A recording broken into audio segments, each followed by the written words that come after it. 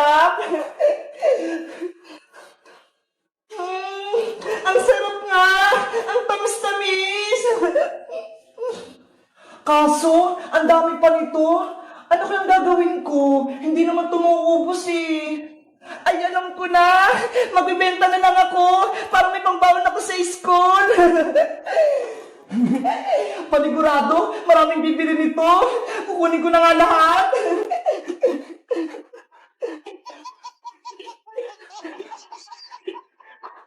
Ayan, ibibenta ko na to. Ice Pop! Ice Candy! Bumili na kayo! Masarap at matigas to! Diba? Ano yung binibenta mo? Boyong, nagtitinda ko ng ice candy rito. Gusto mong bumili? Magkano ba yan isa? 5 lang. Pwede ka pang mamili ng flavor, pati iba't ibang kulay. Eto ho. Pabili ako isa. Ayun ho, yung ice candy kulay blue. Yay! May bibili na. Oh, ito Boyong. Wow! Ang sarap! Salamat sa pagbili, Boyong! Sige na, aalis na ako. Mamaya babalik ako. Bibilang ko si Angela. Gusto ko din ng ice candy. Nagugutom ako. Bebang! Bebang! Princess Iska, nandito ako. Nagbibenta ako ng ice candy. Wow! May ice candy ka! Bumili na kayo. Mura lang. 5 pesos. Tamang-tama. Gutom na ako. Gusto ko magmerienda. Pabili ako ng isa, Bebang. Princess, ilibre mo ko. Wala akong perang dala eh. Sige, dahil best friend kita, ililibre kita, Iska. Thank you, Princess. Ang bait mo talaga. Bebang, pabili ako ng 2 ice candy. Tag-isa kami ni Iska. Okay, eto na. Ang lamig-lamig, ang tigas-tigas. Gusto ko din nun. Ang sarap. A few moments later. Ate, pengi naman ako ng ice candy. Nauuhaw ako. Hoy bata, hindi pwede no. Humingi ka ng pera sa mama mo para may pambili ka. Wala na po kasi akong nanay eh. Kaya palaboy-laboy na lang po ako. Eh di sa papa mo, huwag ka sa akin humingi. Wala na rin akong tatay. Oh no! Princess, huwag ka naman ganyan. Kawawa nga siya eh. Parang gutom. Hindi ko naman siya kilala, Bebang eh. Bakit ko siya bibigyan? Kahit na, dapat mapagbigay at matulungin ka pa rin, lalo't nahihirapan sila. Bata, anong pangalan mo? Ako po si Esther. Oh, Esther, sa'yo na lang tong ice candy. Libre ko na lang to sa'yo. Wow! Talaga po. Kunin mo na. Huwag ka nang mahiya. Marami pong salamat. Walang anuman. Kaso Ate Bebang, may mga kapatid po ako. Gusto rin po nila ng ice candy. Nasaan sila? Ani, Kuling, Cheche, Eko, halina kayo rito. May libreng ice candy. Yay! Magkano kami! Hala, ang dami nila. Maubos ang ice candy mo, Bebang. Okay lang yun, Princess. Kahit maubos ng mga ice candy ko, basta nakatulong ako sa kanila. Ate Bebang, eto na po yung mga kapatid ko. Eto na yung mga ice candy at ice pop. Hati-hati kayo dyan, ha. Sa inyo na yan lahat. Akin na yung isa. Tirahan nyo ko.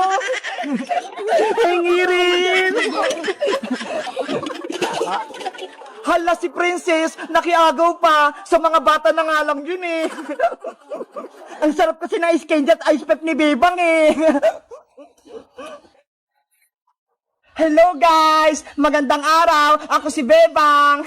Nagtinda ako kanina ng ice pop tsaka ice candy, tapos naubos siya lahat.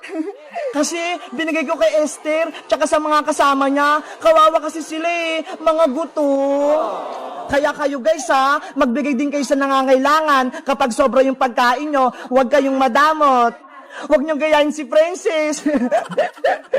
Kayo guys, gusto niyo rin ba yung ice candy na tinitinda ko? Anong flavor yung gusto niyo? Mag-comment lang kayo. Bye-bye!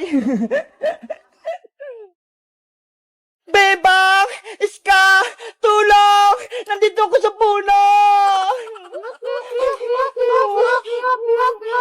Paano ko kaya kaya sila mapapalis? Alam ko na, yung saging! Mga unggay, may saging ako dito. Gusto nyo ba? Oh, ito. Ayun, umalis na sila. Wala nang habol sa akin. Princess! Nasaan ka na? Princess! Yuhu! Magpakita ka na! Iska, pahapon na. Hindi pa rin natin nahanap si Princess. Kaya nga, bebang eh. Tapos si Teacher Magda, wala rin. Baka tayong dalawa naman yung maligaw. Ang sukol-sukol pa naman dito sa gubat. Princess! Nasaan ka na ba? Bebang! Iska! Nandito ako! Ay! Si Princess yun, Iska! Tara! Puntahan natin! Doon siya nanggagaling, oh! Princess! Nasaan ka? Bebang! Nandito ako sa puno! Anong ginagawa mo dyan sa taas? Kanina ka pa namin hinahanap pa. Kasi hinabol ako ng mga unggoy eh. Kaya umakyat ako dito sa puno. Okay ka lang ba, Princess? Hindi ka ba nasaktan? Hindi naman. Napagod lang ako. Bumaba ka na dyan. Bilis! Para hanapin natin si Teacher Magda. Bebang, Princess, dito na lang muna tayo magpalipas ng gabi. Bukas na lang natin ng umaga hanapin si Teacher Magda. Saan tayo matutulog, Iska? Wala naman tayong tent eh. Huwag kang mag-alala, Bebang. May dala akong kumot dito. Ito, ho. Gawin muna natin itong baybahayan. Kunyari, camping. Wow! Girl Scout ka talaga, Princess. Lagi kang handa. May baon kang kumot. Siyempre, ang Girl Scout, laging handa. Simulan na natin yung paggawa ng tent para may sisilungan tayo. Princess, akin na yung kumot. Ako nagagawa ng tent natin. Ito, Bebang. Ako naman, kuha ako ng panggatong para may apoy tayo mamayang gabi. Okay, mag-ingat ka, Iska. Manood ka, Princess, ha? Kung paano ako gumawa ng tent para alam mo din. Sige, habang pinanonood kita, magme-merienda muna ako.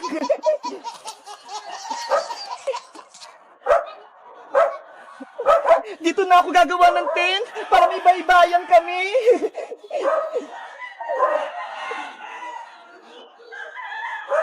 Bilisan mo, Bebang, ha? Baka umulan.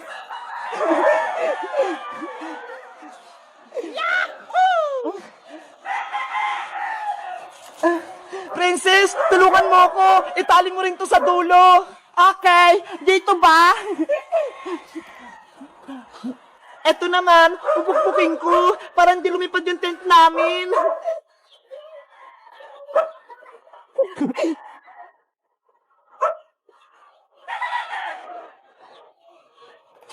Ayan na!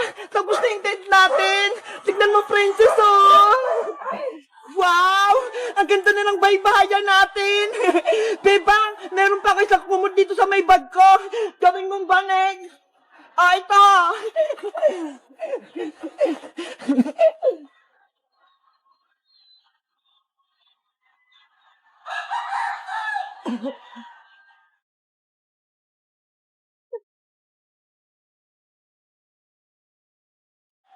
Princess! Okay na yung tent natin! Pati itong sapin natin! Pwede na tayo ditong matulog! Yay! May tent na tayo! May masisilungan na tayo! Nasaan na kaya si Iska? Ang tagal niya naman kuha ng panggatong! Ay, ayun! Mga tuyong sanga! Maganda yung panggatong!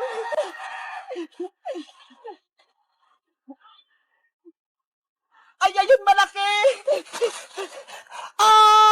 Ahas! Aray ko! Natuklaw ako ng malaking ahas! Tulong! Princess, si Iska yun ah! Ano kaya nangyari sa kanya? Bebang, tulong!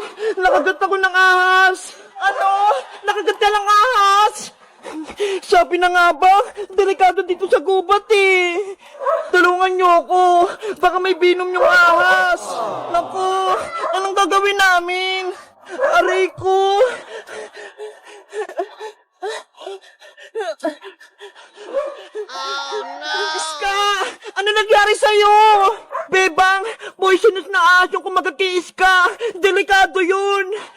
Ang sakit ng katawan ko.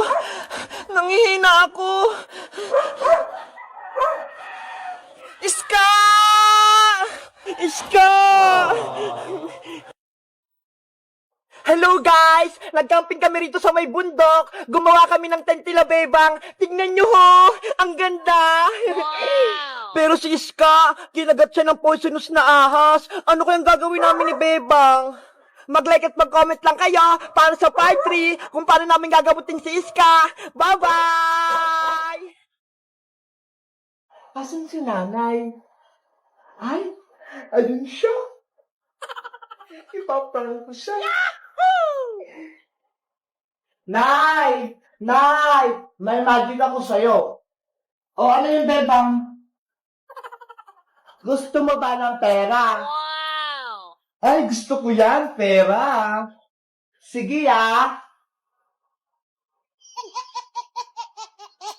Ano gagawin ko dito? Sisilip ka lang dito, may lalabas na 10 piso. Hindi totoo yan. Talaga ba? May lalabas ditong pera? Wala lang yan.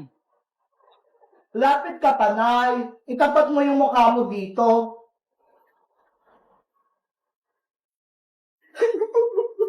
Yari si nanay. Ayan na!